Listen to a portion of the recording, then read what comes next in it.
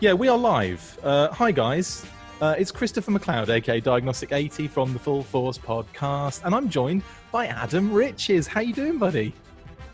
I'm good. You know, AKA Adam Riches. Like we have... Yeah, I'm not doing the whole... I'm not doing the... Yeah, it's the same thing.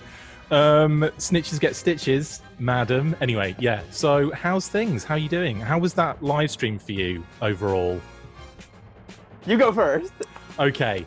So lots to kind of unpack here. First off, Yeah. we were given a retro line, and I'm kind of using the inverted commas. Now, we have known about this since yesterday, we can say. We have known about this information since yesterday. And we've kind of been mulling over, umming and erring about it. No one's really been kind of like, yay, but no one's been like super negative. And let's face it, the classified line, and we'll say that until last, but the classified line has really saved the day, I think, in terms of what we really love about G.I. Joe at the moment. But let's talk about the retro line. Now, it's the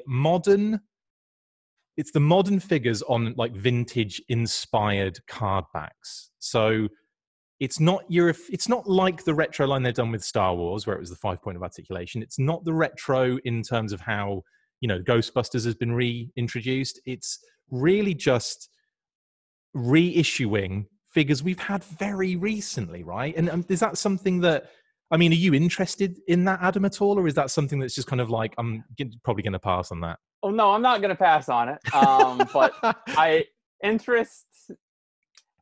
was taking some notes because, as you said, we've known about this for a bit. So I'm just going to run through them real quick so people know what exactly these are. The Baroness is a head-to-toe repaint of version 12 from the 2009 Cobra 5-pack. And more recently, in 2014, it was re-released in a 2-pack. Snake Eyes is a head-to-toe repaint of version 54 from 2011. And more recently, was re-released in 2016 in a 50th 2-pack with Storm Shadow. Oh, and speaking of Storm Shadow, that exact same Storm Shadow is version 41 from 2011, which was also re-released in 2016. So I guess, you know, for the 3 single-card figures right out of the gate, the fact that all 3 of them have already had a second release as part of another nostalgia line, to see them getting a 3rd release is like, I was reading some of the comments during the live stream, and I think, as you know, like I tend to have just a generally very positive outlook about G.I. Joe. I mean, for me, G.I. Joe has not had mass retail since 2012. So, I mean, I don't know if you want to call this mass retail, since technically it's a Walmart exclusive, but you know, considering Walmart is the biggest toy retailer in the U.S., I guess it's, you know, sort of not exclusive. But, you know, at the end of the day, I'm just happy to see new product on the shelves. And I guess the one thing I would want to maybe try and remind our viewers of is that in 2007, the 25th anniversary line was only supposed to be 25 figures. Yeah. And by the end of 2008, it was taking over a half an aisle, and there was 100+ figures. So, you know, I think if you're not totally in love, stay positive. I think my initial thing was like, I'm really, I'm excited that it's modern in a sense, but only because it means, you know, does that mean like in the future we're going to get characters that we haven't seen produced at all at this scale? But then now I'm kind of thinking, is it, you know, is the classified line for the G.I. Joe brand itself taking up a lot of tooling, design budget, all that kind of stuff? Is it taking up so much budget that they have to kind of almost do a reissues kind of thing with this particular line, which you can kind of say they could get away with because we haven't had those particular characters in this particular fashion on that particular card yet? Do you know what I mean? Like, I know, like I just kind of, I see it as maybe like a budget thing for Hasbro to do and release along, and it's weird because they've also done a little bit of new tooling, haven't they? With let's talk about Crankcase and War Striker and Hiss Driver and Hiss. So the Hiss Driver has a new secondary chest piece, a new head, and new legs. His torso and upper arms are from Shock Trooper. I couldn't identify the lower arms immediately. And Crankcase has the same torso, arms, and web gear from his 2008 figure, but he does have a new head sculpt. Yeah. And the head sculpt to me, because I remember that for the 25th Crankcase, I was always a little bit like, oh, it's all right. It's not the best head sculpt in the world. This one is an improvement on that, but I don't know. It doesn't scream crankcase. No, well, I mean, it does because no one else looks like that. But I guess I'm saying that it's an odd place to put new tooling budget. In any case, we get new tooling in certain areas. His tank and an ore striker, again, we've known it's been coming this entire time. The vehicles wouldn't have mattered because they were always going to be the same vehicles that we've had. Like that was never going to be the issue. I think the issue for us was it going to be retro O-ring, which I think a lot of people in the fandom were hoping for. They were clinging onto it. I've been in discussions with people on recent shows about who would you love to see that hasn't had a re-release in the past. We've talked about it, and we've been saying things like, Pythona would be really cool, and Colonel Sharp from the Sumbo series, and I was just like very excited at the prospect of seeing O-ring style. It didn't have to be O-ring construction, but O-ring replicated figures in those kind of, with those kind of characters. So I'm a little bit deflated, but at the same time, I think the classified line is so good, in my opinion, that from a personal point of view, it doesn't really affect me in a negative way. Like I'm kind of thinking, I'm probably not that interested in the retro stuff, but hell, the classified line is amazing. I mean, what are your thoughts on that? There were so many people when the classified line was first announced that were just, and this is very typical of any fandom. It's not exclusive to G.I. Joe, but they were just so quick to be like, I'll never support anything new. And so I think that Hasbro listened, they said, well, this is for the 4-inch collectors then. And obviously I think that all of the effort right now is going towards classified. I don't think that's any great secret, obviously. But, I think the other thing we need to remember, too, is that the passage of time is really it's speeding up. It's been 8 years since they were at retail. The last release of these figures were 4 years ago.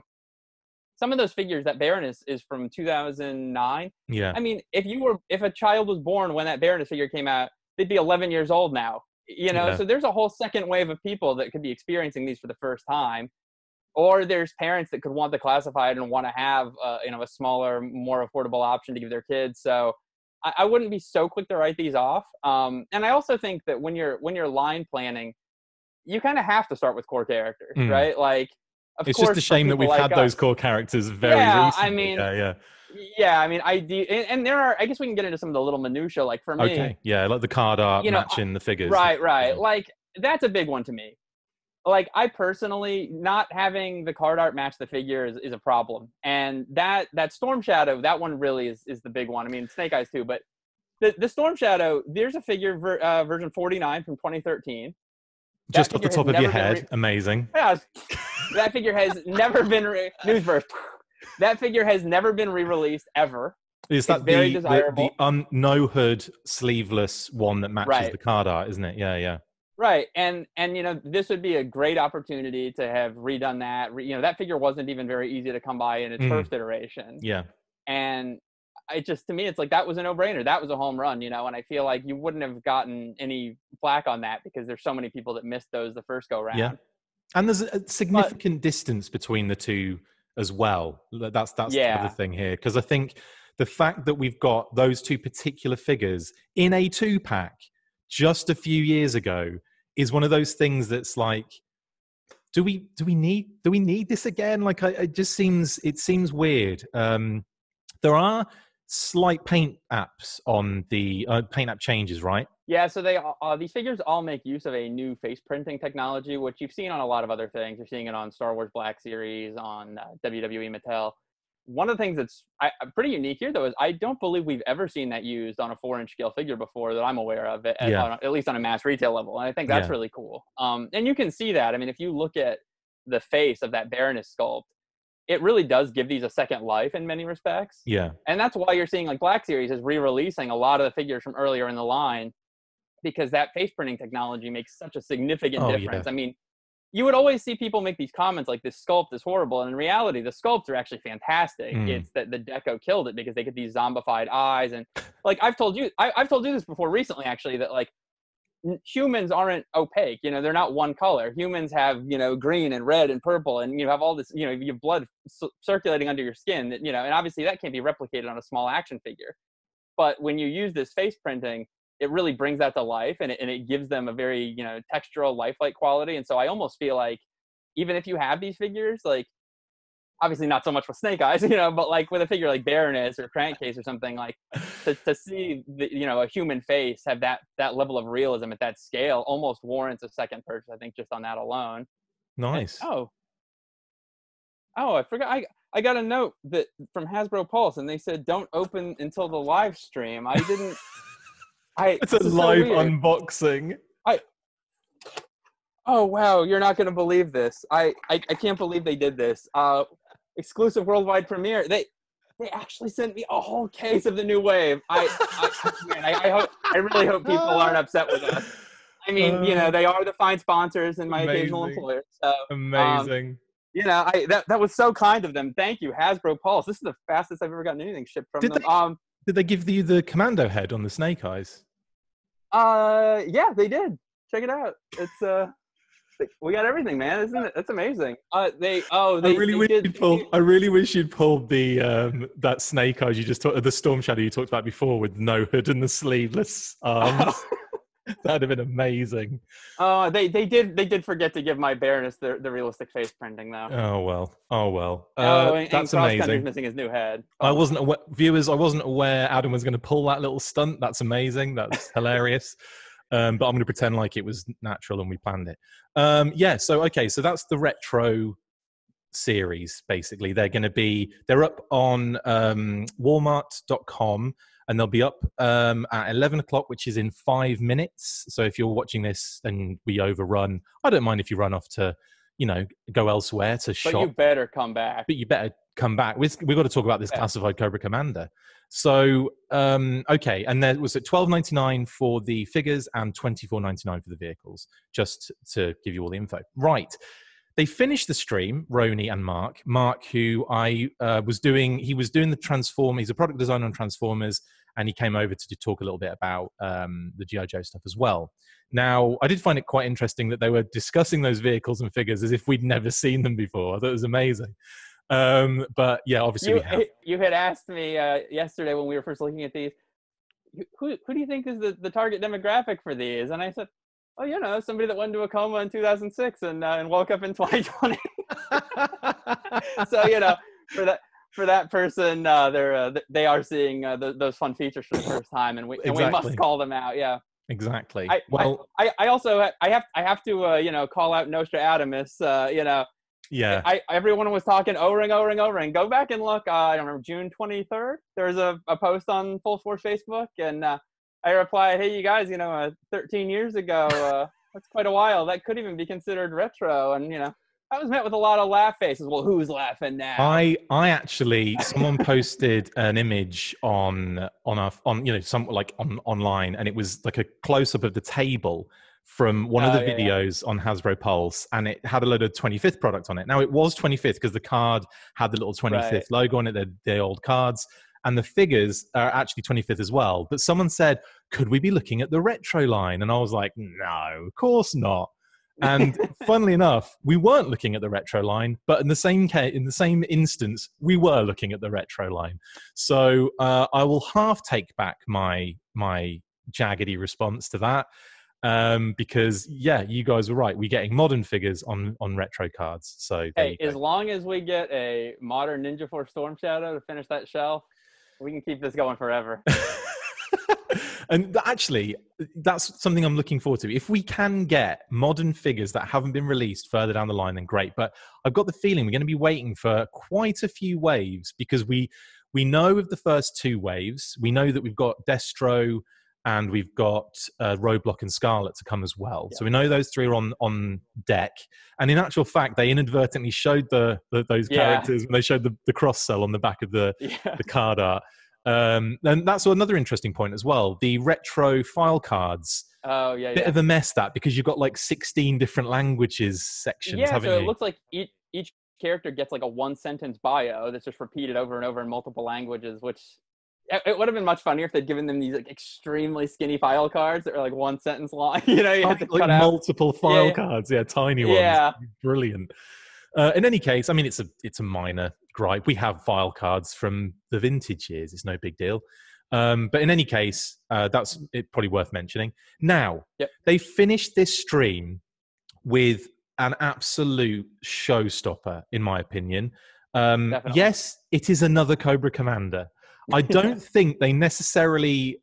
you can tell now they didn't necessarily want to reveal with the debacle with Network and the incorrect decos and then all that kind of jazz. They didn't want one of those to be revealed so soon. They did anyway to kind of save face and to give people the opportunity to buy both decos. And now they go and drop a deluxe Cobra Commander. Now, a lot of people, again, we saw this shipping manifest come in for a deluxe Cobra Commander. We've known about a deluxe Cobra Commander for some time. And I must admit, I did think that one of those decos we'd already had was a deluxe Cobra Commander. I was wrong. But at the same case, we're getting a deluxe Cobra Commander. We all started then speculating, what could he come with? If Snake Eyes comes with a weapon stand, he's got to come with a throne, right? He doesn't come with a throne, but my goodness, everything about this figure is still, to me, superb. Adam, what are your thoughts? I mean, he looks amazing, right? Yeah. Really going full bore with all the snakeskin texture on the boots, on the front of the jacket, on the back of the cape. It's just so awesome. Like, also coming with the correct version 1 hair dryer blaster. There you go. Very, very there you go. Cool. Yeah, I'm all about that PR, Hasbro. You know, I got you. But yeah, I think he just looks awesome, right? Oh, we're on dueling forces. Cobra the enemy. I thought, but also Snake Eyes. I'm dueling myself at the moment. There's a fight. Yeah, exactly. On a scorpion. So again, that's the scorpion noise. Thank you. That figure, though, I mean, the deco is insane. Yeah. I couldn't tell if it was like a matte black or a really dark blue. Is it really dark bluey purple color? I don't know. It depended on the lighting. We only got a very quick glimpse of that right before we went live. But some of the like studio shots even looked like they were kind of like a dark green. And then when he was holding it in hand, it looked almost black. So maybe gold like decorative paneling and on the side of the boots. Mwah, exquisite level deco, isn't it? It's so awesome that like I almost feel bad. I'm about to complain a little bit now, but like those studio shots with the throne, and then the box has the throne, and I'm like, I want that damn throne. It looks so cool, you know. Yeah. And like, because the texture of the throne on the packaging and everything very much ties into the design of the figure. But you know, it's a nice display piece that it comes with. Yeah, in my opinion. So at least you've got that aspect of it being. Like I said, like a lovely display option. It's not a real throne, but the figure and the deco let's talk about the packaging, because the box is another one of those like really sexy boxes. And then this one splits in half and opens, but still retains its connection, as in the box doesn't like break apart or anything. It just splits open, revealing the figure almost floating there, like majestically. How cool is that? Oh, it's awesome. It kind of reminds me a little bit of the 2009 Destro James McCullough in San Diego. Yes. I think is it magnetized or something with the box. And you know what? I really need to admit I was wrong about something. When the classified line was very first revealed, they showed, that obviously every figure has a different artwork style. And I remember initially just being like, ugh, because I remember that. I like cohesion, I really wanted it because obviously I work in illustration and design, and that aesthetics are very important to me. And obviously I thought that, if you're starting a new line, you want to build cohesion, you want to build a brand and a look, but I've kind of moved past that now because I almost feel like all the uniqueness of every single figure is the look of this line. Yeah. And it's so different from anything else at retail right now. And also it's exposed us to so much cool stuff that we wouldn't have otherwise gotten. Like, this package is very unique, and it looks really awesome. And that illustration is so cool. And you wouldn't have, if they had gone with a more conventional, like explosion back, like, sort of Hector Garrido looking style, you wouldn't have had things like this. So I think that I've really come to enjoy that actually. And I think that in many ways for me, I don't know if other people obsess over the packaging art the way that I do, but that's almost like a secondary reveal. It's like almost a whole second thing to get excited about, to see that every figure is going to be different. And I love that so many of them have found secondary uses too, like as poster prints or T-shirts, So yeah, absolutely. If you really like the art, you almost get a whole second way to enjoy it too. It feels like every artist ever made is working on the classified line. Like every single artist is doing a character, and to be honest, it's probably good because they're like 600 and something characters in G.I. Joe, so it makes sense. You wonder if this artist ever might. world exclusive. In any case, it was definitely the stream for me. It definitely was salvaged in a massive way. And I did say to you at the beginning, didn't I? I bet we see a Deluxe Cobra Commander reveal. You did, and then Flint came on, and then we were like, here's where we get the 4-inch Flint from the Dyer at the Dock set. That's what we were expecting. We were like, oh, it's going to be a Flint retro, but even though no Flint retro information has appeared on any, anything that we've seen leaked or anything like that, and we were like, is it going to be a Flint retro figure? Is it going to be Flint classified? And no, it was Cobra Commander. But that, I'm so buzzy again. Like, I've finished that kind of going, yes. And the beauty part is I don't even have to stress or fret about running off to Hasbro Pulse and pre-ordering it immediately, because it's going to be available in September. So yeah, very happy that they gave us a little breathing room on that one, just because you're so used to getting the reveal and like it's already up for pre-order before the reveal's even over. So I know, and you're kind of like trying to like do a live show and like this at the same time. I'm kind of happy about that. In any case, let's have a look at what people are saying in the chat, because oh my god, okay. I should have probably started. We'll have a look at the new line. Yeah, let's look at the retro line. Talk about them. Shout out to everyone that's watching right now. We've got loads of people on at the moment. Thank you so much. I feel bashful. Literally, like the most. There's more on this one than there was on the last live show we did. Hey, you know the difference between that show and this one? Yes, it's because of you. Whatever. When I'm on my own, it gets like one viewer, and it'll be my mom, who I might be viewing today. If you are, Mom, hi. Yes, she is. She says hi, and she's got 2 hearts. One for me, and one for you. They're probably both actually. They're probably both for you, actually, Adam. And yeah, loads of people. Dave, my dad is watching as well. Hi, Dad. And then everyone else. My wife, Kate, who's in the same room as me, is also watching. Hi, everybody. Paddy as well. Hi, Eric Aranya. All like basically the crew. Paul Pamphilone. Hi. Dave Flagpoints. Hi. Loads of people. Sorry, I'm not going to say everyone. So a lot of people are talking about the kind of disappointment for it not to be the retro kind of line. I feel that pain. A lot of people kind of wanted the vintage O-ring stuff. I mean, how would you have reacted to that over the modern reveal, Adam? Would you have been more, less disappointed, about the same? Well, let me give you my thoughts on this just from a marketing standpoint before Absolutely. I give you kind of my personal thoughts. You really got to think that, so if a kid was, say, I don't know, 5 to 10 years old between 1982 and 87-ish, they were the right age to be a young adult with disposable income for the 2007 25th line. And that's why that line existed. It was to capture something, much in the way that in 1991, the Hall of Fame 12-inch was to kind of capture an adult market that now had kids of their own that wanted to share that with them.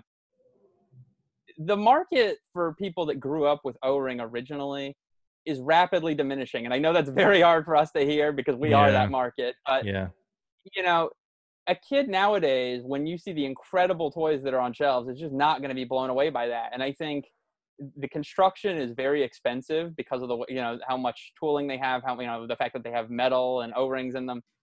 I just don't think that people would have been jazzed to get a subpar O-ring figure that costs $20 now. Yeah. And maybe I'm wrong about that. Of course it would have meant something to us. But, and the other thing is, really, we were still, the last O-ring figure was produced in 2010. So I don't want to act like that was all that long ago either. I think that there's become this real fondness for O-ring and this nostalgia for it. And we act like it was just a million years ago, but it really wasn't. Yeah. I also feel like on a personal level, like I love O-ring, I own all of them, but Same. there's such a small amount of stuff small amount of ground that wasn't already covered, really with the exception of a few things like we talked about, like Pythona or Colonel Sharp, or if you wanted to do like Sunbow redecos, maybe that'd be cool. But beyond that, so many of those figures were already re-released between 1997 and 2006 in various, like the Toys R Us packs, the 2-packs, the comic packs, all those. So there's already been so many re-releases and recolors of O-rings as it is that unless they were going to cover some new ground,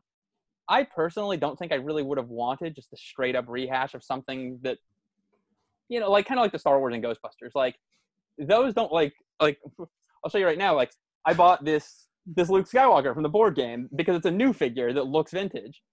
I haven't bought the other ones because I literally have them, you know? And I feel like that's kind of what would happen to me with these. Like, if they produced something that was identical, then you'd have a whole other problem of people saying that these are repros, that, you know, that they're going to devalue the originals, et cetera, et cetera. So, you know, if they wanted to do like a past and present pack in the future, or maybe like a box set or something, I'd be totally game for that. But personally speaking, I don't really want a whole new, you know, full scale O-ring line. You know, a little premium collector thing once in a while would be awesome, though, for sure.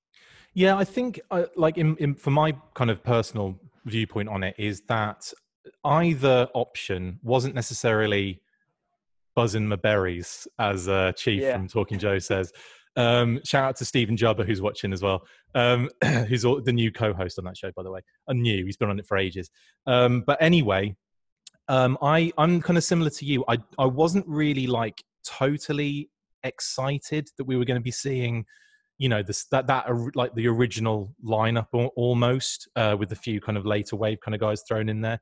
I kind of want it from a modern perspective. I want figures we haven't had before. I want something new, you know, so that we can add them to what we already have. But it's a very selfish viewpoint. Obviously, we're all going to look at it from our own personal, you know, viewpoint, and how we want to complete our collections, or how we want to like complete our sub teams, and so on and so forth. But, you know, so I kind of, from my personal perspective, I wanted to see new modern. I didn't really want to see modern that we've seen so recently, and I didn't want them to just redo 25th tooling that they have, because we already know that's been improved on a massive scale. You know, there's no progression if you're not retooling this stuff to make it better. What's the point, in my opinion? You know, like, if we're getting Snake Eyes and Storm Shadow again, I would suggest, you know, well, let's make another version. It's not like you haven't made other versions of those two in the past. You know, something better than what we got for a Commando Snake Eyes, for example. Something better than we got, if it's possible, than that version 49 Storm Shadow for that, you know, particular card back. And I probably would have been like, oh, that's really cool. I'm up for this. As it is, you know, the 50th left a funny taste in my mouth, a bitter taste in my mouth, I would say. Yeah. Where it wasn't really, again, it wasn't buzzing my berries. There's a lot of reissues, repacks, and that again is the same situation we're in now. So, like I said, modern, I would have loved to have seen something new. In terms of the vintage, I love the vintage. I'd love to see, again, new O-rings that we haven't seen before. Oh, sure, yeah. And all about that. But even if it had been like in a similar way that Star Wars had done it, where you get some kind of, now imagine this for a cool little thing. They're packing them in with games that came out, right, for Star Wars. Imagine getting like a Pythona, no, not Pythona, because that wouldn't make any sense, but like a figure that hadn't come out or done differently in the O-ring style, with like that train set, or with the, you know, one of the games that came out over the many years, or like the jigsaw puzzles that we had multiples of from Milton Bradley. Sorry, my dog was agreeing with me. It's Mutt, yeah. But like, I just don't, you know, that's, again, personal, selfish point of view from me. That's what I would love to have seen. I'm not sure I could have dredged through wave after wave after wave, though, of stuff we've already had. And that's, again, just from my point of view. So I'm just happy we have classified, is what I'm getting at, because my God, that stuff is amazing. And the Cobra Commander reveal was incredible. Wow. Well, and you know what? It's funny. Like, I'm just as excited as you about the Cobra Commander reveal, but all right, Brian Savage. And I loved it. I'm just as excited as you are. See you, Nola. I love the 6-inch classified line, but I've devoted nearly my entire life to collecting 3 3/4 inch / 4-inch Joes. You know, so I don't want that to end. I'll let you recover. Trying to be professional. I'm good. I'm not a professional. I'm crying. I'm crying. We'll always have Chattanooga. That's what I'm saying. Always. Never forget. But yeah, you know, I'm always going to be a 4-inch collector, and I don't want that to stop. And we're so invested in it. And also, I want to throw this out there for people that are feeling less than optimistic today. Yeah. The Star Wars 4-inch vintage collection got ushered back in because of the Jabba's Sail Barge HasLab project. So if you support these at retail and they do well, think about the possibilities. I mean, HasLab has not repeated a project yet. G.I. Joe is ramping up. I would say it's almost inevitable something is coming at some point. And so basically what you're saying is they're doing a USS Flag is what you're saying, right? Yeah, tomorrow. Get ready. $1,000. No, I think what I'm saying is that, it lends itself to this format. Even something like a Mauler would be absolutely enormous at 6-inch scale, but there's all kinds of whole world of possibility for newly tooled items at the 4-inch scale. So I think that these really need to exist for that reason. And also, maybe view these as a test run too. I mean, that new face printing is amazing. So, maybe they're just kind of fine tuning it with what they have, and we'll be seeing a whole explosion of new stuff soon. A couple of people are talking about possibly cost-cutting measures. Easy for me to say. And that kind of makes a lot of sense, with the classified line as well running in tandem. So a lot of people kind of talking about that. Sorry, I'm not like delving in individual comments, but there have been so many. I can't even like concentrate on it all. And some people are saying like the retro is more for the box, not for the figures, which is kind of true in that sense. Oh, absolutely. Paddy even mentioned that they should have gone backwards with the releases and started with Drug Enforcement, Drug Elimination Force, and Ninja Force, and gone that way, and gone backwards all the way to 1982. No complaints from me. Funny enough, that's kind of where the club left off. Like you started to see right towards the end, we were getting into Ninja Force and DEF. So that I would that would have been something if they just started with Star Brigade today. Okay, so Paul has said HasLab Battle Barge, Paul Pamphilone. Amazing shout there, mate. I'm into hilarious. But if they made it like the size of a Terradrome, that would be hilarious. In any case, I want other people to tell us. About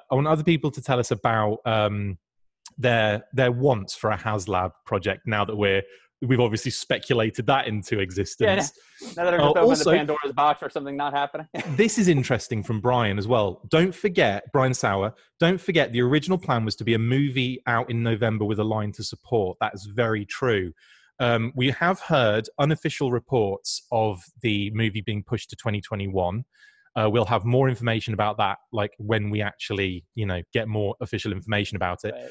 But there are reports kind of floating around that is what Hasbro are planning to do. Have you heard the rumors it's going to be in 3D when it comes out? It's going to be in 3D, and they're going to put the figures out, and they're going to take that wave one back. Let's not get into Rise of Cobra retaliation waters here. But yeah, obviously that's very true. And obviously the characters that are in that wave, Snake Eyes, Storm Shadow, and Baroness, are going to appear as characters in the film. So it makes a lot of sense. Had the film been in place, it probably would have made more marketing strategic sense for them to have those figures reissued and out there. As it is, it's kind of out there floating on its own, and it's got us guys kind of going, oh, it should be O-ring, and it should be different figures to match the card art, because that's how we speak. Yeah, so it's likely at the moment that the movie is pushed to 2021. A HasLab pit, says Bryn Anderson. That would be amazing, actually. That would be very ambitious, but I would certainly love to see it. If it was like a cross-sectional piece, it would be like the vintage levels. Death Star kind of thing. Yeah. Actually, come on. Like modular, so you could buy portions to stack it up or whatever. Oh my goodness! Each tier they unlocked would be the next level. Yeah, including the ninja chute that was on the design. Amazingly, I did know someone mentioned a while. Oh, HasLab Killer Whale, says Paddy Lennon. Are we talking 6-inch? Because hell effing yes, if it's 6-inch. But if it's going to be 4-inch, which is more likely for the HasLab project, then I think we're looking at kind of big play set kind of stuff, aren't we? Whale again, says Sam. HasLab Moray. A lot of people wanting the water vehicles all of a sudden. I would love HasLab to approach the Cobra Island play set that was that never kind of made it. I mean, how beautiful would that be? Better than the 2002 redecoed Attack on Geonosis playset. Exactly, yeah, exactly. That's true. Or like a Silent Castle. Or that would be pretty amazing too. That transformed. Yeah. That, it's funny, whenever people talk about big playsets, it always goes back to the big three, the Flag, Defiant, and Terrordrome. But there's so many really big scale things like the Silent Castle, like Cobra Island, that have never been touched on, like the Pit, that you could make incredible stuff with. And I think that HasLab really opens so many doors for that kind of stuff. And since we know Hasbro is listening, it's definitely happening. Oh yeah, of course. Well, we've got we've got like almost over 70 people listening, so obviously Hasbro have got like 3 of them. So like with the HasLab projects, do you see them doing 4-inch vehicles, or do you think that is a little bit too small scale for a HasLab project? Unless it's a very substantial vehicle like the Whale or the Mauler or something that would be into the multiple hundreds of dollar price point, because otherwise I think you could get all that stuff at retail. Like you're never gonna bother with a Trouble Bubble or something with a crowdfunding effort. I mean, unless you got like 30 of them in one box. HasLab Trouble Bubble fleet.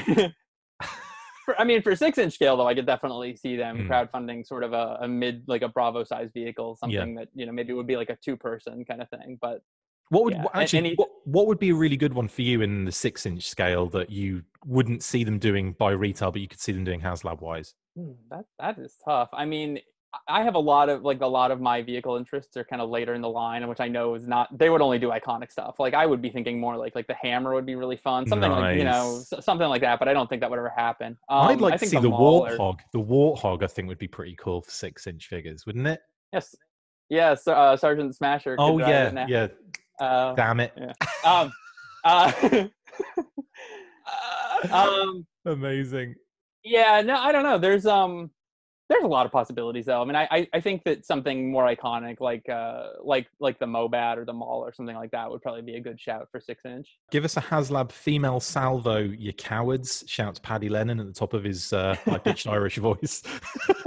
HasLab Synthoid Lab from Chris CV there. Wow, amazing. That would be very cool. They are leaning heavily into Sunbow now. Oh yeah, totally. Oh, this is good.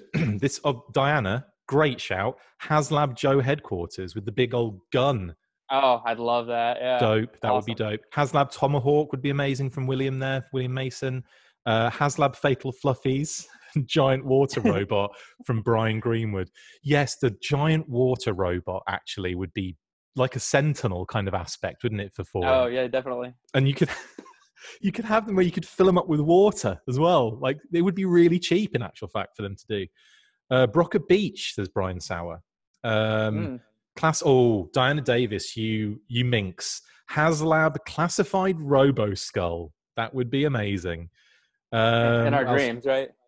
Michael Woodsworth says HasLab Ninja Bull line does whatever it needs whenever it needs for story progression. Amazing. It's true. That was in the comics. If it can include the Ninja Force characters I'm missing, I'll take it. 100%. 6-inch bridge layer, says Travis. 6-inch Tomahawk, says Stephen again. Stephen Jubber, good shout out to that, Steve. The Tomahawk would be beautiful at that, a big, juicy Tomahawk. But like 4 or 6-inch. But the 6-inch one would be bloody massive, wouldn't it?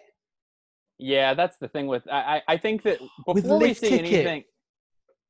Yeah, I think before we see any 6-inch vehicles, though, you're really going to need to see the line sustain a bit. I would probably think you're not going to see at least nothing substantial within the first year or two. Yeah, we need another 3 Cobra Commander decos still. We've got the red, the black. But anyway, Cobra Sky Crane helicopter from annual number 2. Thanks for being really specific there, Brian Sauer. Lovely stuff. Aspid for sure, says Grey Childs, the transport copter. Bridge layer, Havoc. Oh, yes. That'd be awesome, yeah. Saturn's Van and the band from Paul Pamphilone. Good shout, Paul. That would actually be really cool, actually. Really cool. Oh, with... I dropped an F-bomb, sorry. Boy George Snake Eyes? Exactly. Boy George Timber, more like. Yeah. HasLab Cobra air transport plane. That is actually a great shout, Christopher Kelly. Another shout out to Chris, who is a unofficial presenter of the show. He still needs to get on his 2nd episode, but that's my fault for not getting him on. 6-inch Terrordrome with Firebat and AVAC. Now we're talking. Now we are talking bigger than... Does it come with a spare house to put it in? Yeah. HasLab project also converts into real house. What else have we got? Star Brigade Armor Bot or Bust. Nice one, Million Mason going hardcore on that one. Cold Slither box set, Cold Slither music video filming set with Lance Steinberg and Hector Ramirez bonus figures. Diana, you've come through again with an absolute fire choice there.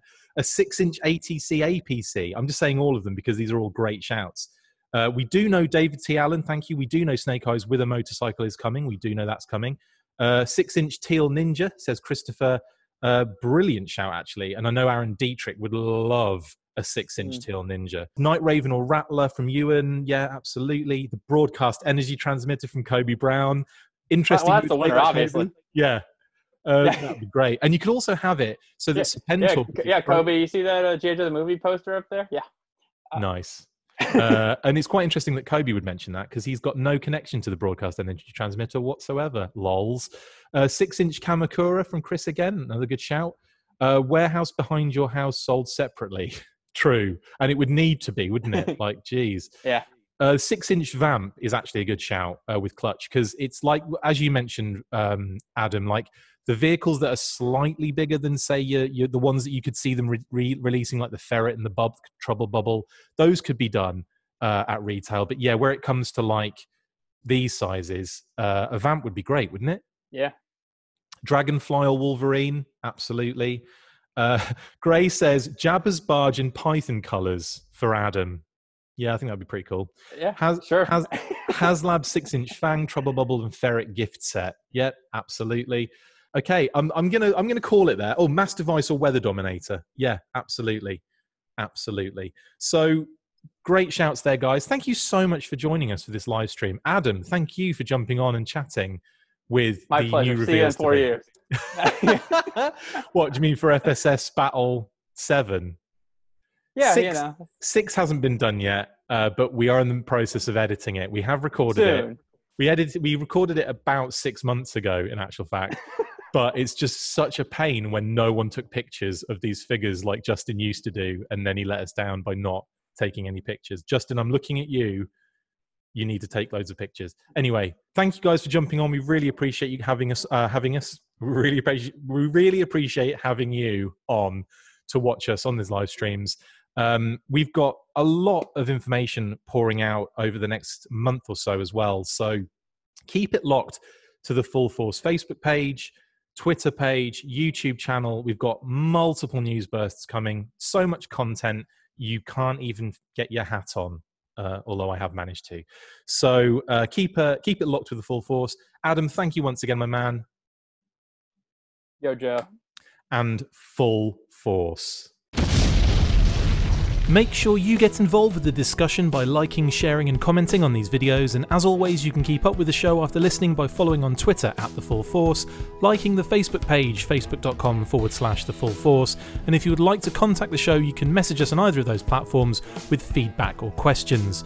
We have also started a Patreon page, so if you want to see your name up in lights on these videos or enjoy exclusive bonus content, then check out patreon.com/The Full Force Podcast or click the link on any of the posts this podcast appears in. Full Force.